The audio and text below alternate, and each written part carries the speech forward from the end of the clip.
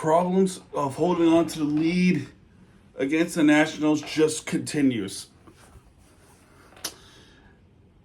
7-0 lead, remember that? And they still lost that game. That was when I completely checked out. Yeah, this team managed to have me check out of the season last year. But this one, you had a 4-0 lead. And guess what? You still lost that game. What a shame, too. Cabrera actually had a pretty good game. He had a really good game, okay, on his return. He had 5 strikeouts. He gave up 2 runs, which was a 2-run home run from Josh Bell. I mean, albeit that home run was smoked. But then the 8th inning, let's go over. Okay. Tiny bit of trouble, but you're able to get out of it. So a decent start for Cabrera. And then Cabrera was pretty good. He was lights out. Hill walked, then he stole second, and a bad throw by the catcher Ruiz. Hill was able to go to third on an error. No runs were able to score on that one. Can I ask why Jonah Bride is in the starting lineup, or Wagaman? Why is Bride in and not Mervis? Why? It's not like he wasn't available, was he? That sucks, man. Because Mervis has been red hot, even against the Mets. But yeah, Cabrera sometimes got himself into some problems, but he was able to work out of it. Not working too many walks, he was able to strike out and then some. Couple of switches for the Nationals in the bottom of the 4th. So I think there was an injury to Abrams, which would be that Rosario had to come pinch hit for Abrams. At least I think it was Abrams. Yeah, it was Abrams. But then we go to the 5th inning. Liam Hicks started off with the hit by a pitch. I don't remember if I said anything about the Marlins being hit by a pitch in this season. I think this might be the first one. Then Sanoja bunted the baseball, and it was a pretty darn good one. And it looked like, that he was, it looked like he was far in the infield, right? Which would be a base running violation, but no, it turned out to be a clean base running. Then Poli supposedly sacrificed, but he gets yet another good bunt. You know what happened? Parker, he could not field. The pitcher for the Nationals, he could not field. He had a hard time fielding the ball, and the throw was wide towards Bell, and the bases are loaded. Next thing you realize, bases loaded, nobody out. What does the Marlins do? X on the plate, and he hits a base hit up the middle, went through 2 defenders, and 2 runs score. Hicks and Sanoja scores on this base hit. All right, awesome. We got 2 runs out of this one. Then Lopez grounded out. He's having a tough day. But then Cal Stowers had a great day. He had a triple earlier, but yet nobody was able to go home. That happened in the 4th inning, by the way. We want to become like that, Rays. But Stowers hits that double to right, and Edwards and Poli scores to make it 4-0 Miami. Good start.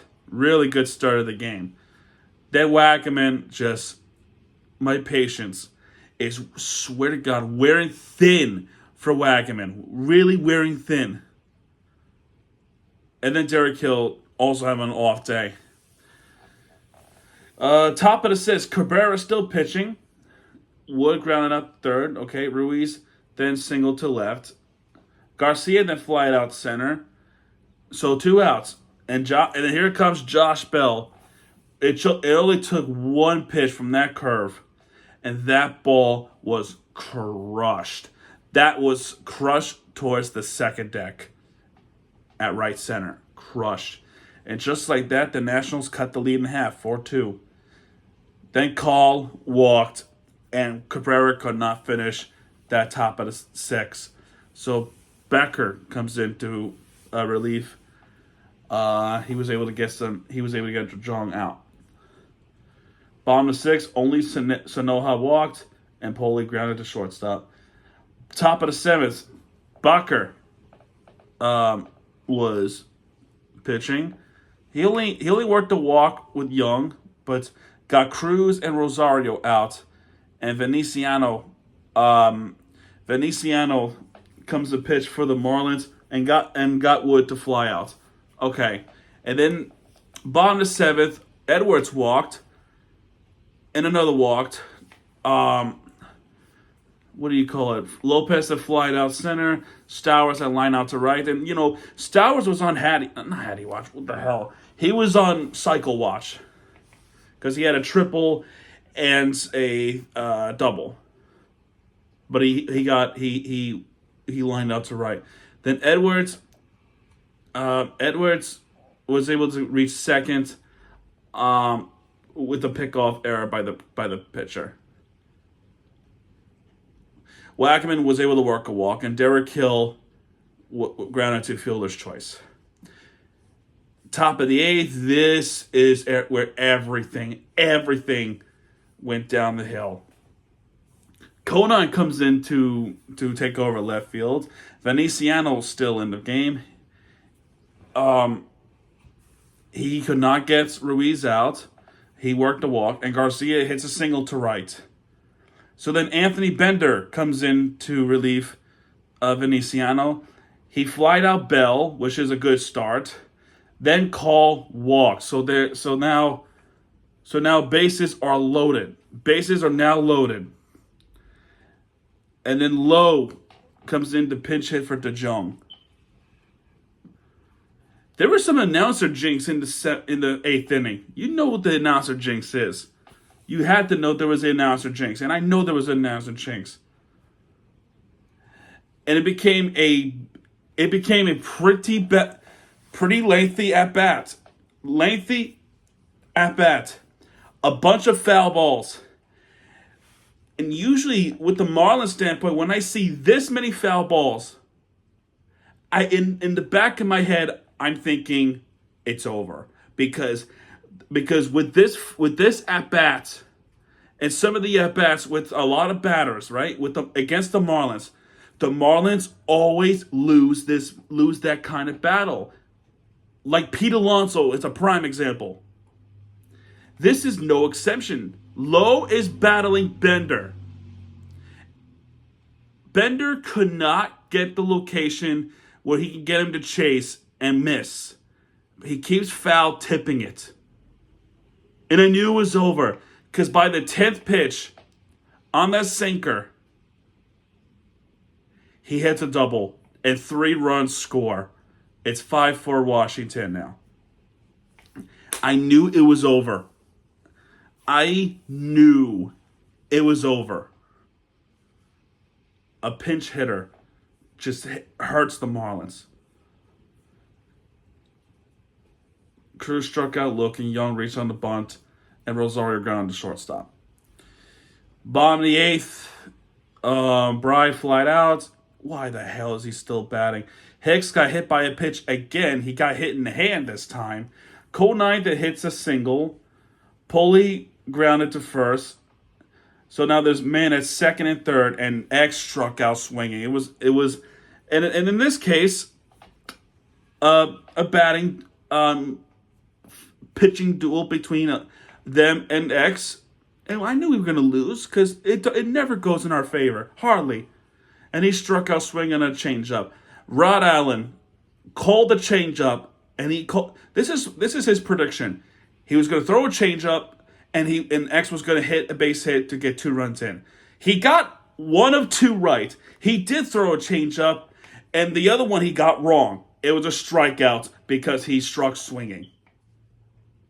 And then top of the ninth, Arias comes in to pitch the top of the ninth, and Wood, absolutely absolutely destroys that baseball. He destroyed that baseball. And the announcers are shell-shocked by this. And this is where I come in and say announcer jinx, because they're saying that this guy doesn't hit too many home runs. That he's not that 6'4" Washington. And then Bell walked with 2 outs, and Cole hits a trouble to left, and Bell was able to score. Which that was a good play by Bell. He was able to slide and get his left hand on the plate, and Tanner fouled to third, which was a nice play, but by Paulie. But that bottom of the ninth, that's pretty much it. Lopez able to hit a double, but since then, 3 outs in a row, ball game. Final score is 7-4 Washington. You just can't have that happen. You just can't. And it happened again against the Nationals. When does this stop? Honestly, they got to make some adjustments.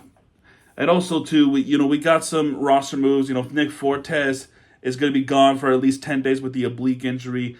I don't know. I have no idea what's going on with these oblique injuries. It's not good. But we got good news that Jesus Sanchez and Connor Norby are about to begin the rehab assignments. So that's good news. So their return is around the corner. Welcome back, Edward Cabrera. It's not Cabrera's fault, okay? Sure, he gave up a 2-run home run to Bell, but Cabrera was actually pretty good. We always complain about him, walking batters. He did not do too much of that. Hopefully his game stays this way and he remains composed and ready for the MLB, because this was a good return. I feel like this was a good return that was just robbed by the bullpen, and the bullpen just collapsed again. They don't collapse this frequent yet. I have a feeling they're going to do that over and over and over and over and over again, and we're going to keep complaining and bitching about it because the front office won't do anything. But that's the way how it is sometimes. And Anthony Bender with the loss here, and it's sad, really. All right, man, that's going to do it for this one. Finnegan gets a save here. That's his 5th save of the season already, and Sims gets the win. The pitching duel for tomorrow, which is a 4:10. James Wood for the Nationals versus not James Wood. He's the batter versus Matt Mervis, another home runner. Pitching, okay, Trevor Williams versus Sandy Alcantara, who is back off on the paternity list. Welcome back, Sandy. Let's get this dub tomorrow, okay? So that's going to do it for this one. If you like this video, hit the like button, subscribe for content, because Miami TV guys are back, and rebound tomorrow. We got to win tomorrow. All right, good night.